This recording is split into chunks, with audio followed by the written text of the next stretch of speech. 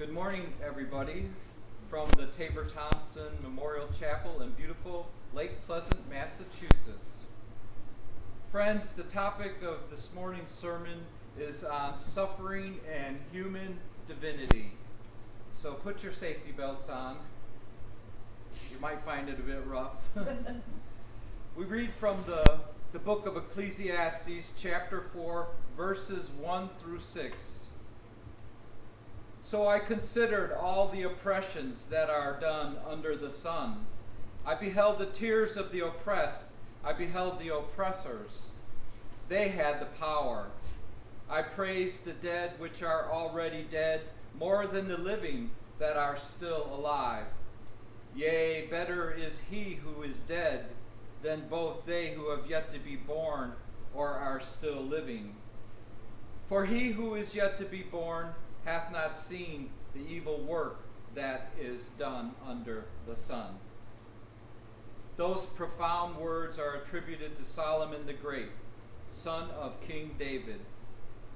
Yes, we are all suffering under the sun.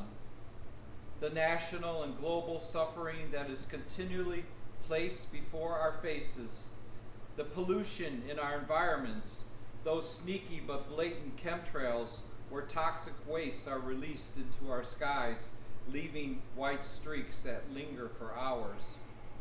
The mass shootings and the senseless bombings on the rise, the moral degradation of civil society, the unnecessary shedding of the blood of the innocent, more and more murders all the time. Think of the great effort required continually to maintain our mental and physical health, the constant flow of bills and taxes, the haves and the have-not. It wears us down. This mystery of life becomes commonplace after a while. This mystery of life becomes a drudgery after a while. This takes its tolls on our psyches. This burdens our souls. Individually, we are burdened, and when the angel of death strips us from our body, chances are we will be ready. We will be worn out and ready. Why do we cling so vitally to these tenements of clay? What is the purpose?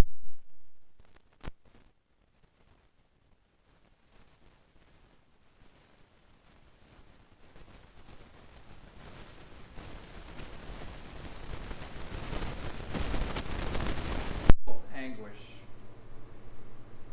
But I also believe we of this world can transcend these adversities by the powers of our minds, by the gifts of spirit, by linking ourselves to the Creator. When we contemplate creation, we are baffled, we are surprised. We can increase our individual lights by our contemplation upon Mother Nature, God's book of life. From the tiny atom all the way up into the cosmos. These are our teachers. This can be our guidebook on this sacred little planet in this immense universe that seems to have no end. Individually, we are constantly faced with choices that determine our destinies. There is an aspect of ourselves that must always grow either in the ways of goodness and kindness or into darkness or evil. The germ of life starts in darkness, and darkness has many forms. So I ask, what is an evil man? We can find one good answer in the Oahspe Bible, in the book of God's Word, chapter 26, verse 4. Zoroaster explains as follows: When a potter hath a pot half made, sayest thou, it is an evil pot? Nay, verily, but that it is not yet completed. Even so, all men are created by Creator. Those who are good are completed, but those who are evil are unfinished work. But the Creator also gave man knowledge, that he might see himself in the unfinished state. And the Creator gave to man power and judgment that man might turn to and help complete himself, thereby sharing in the glory of his creation. The man that doeth this is already clear of hellfire. He that doeth it not shall not escape.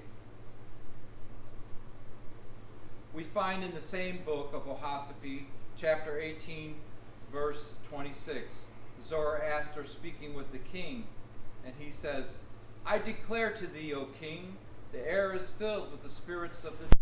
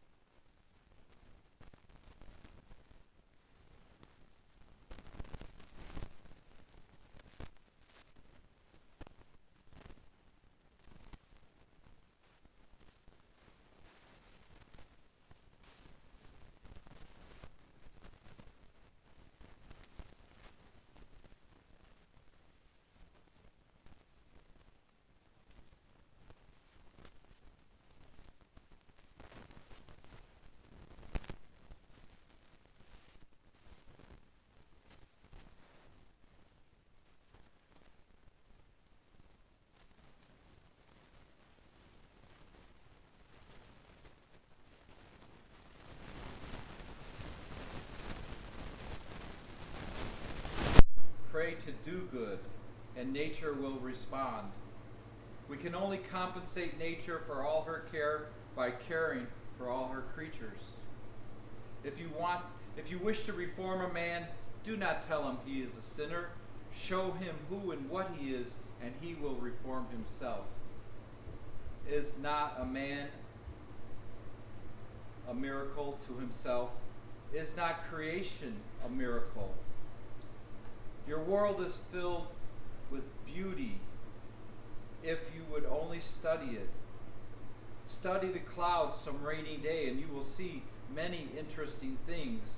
Notice how refreshed everything is after a storm.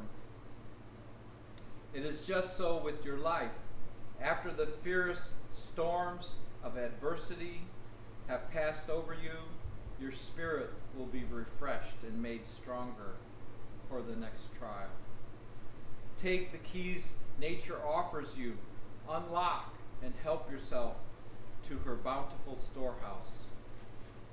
So why do we suffer?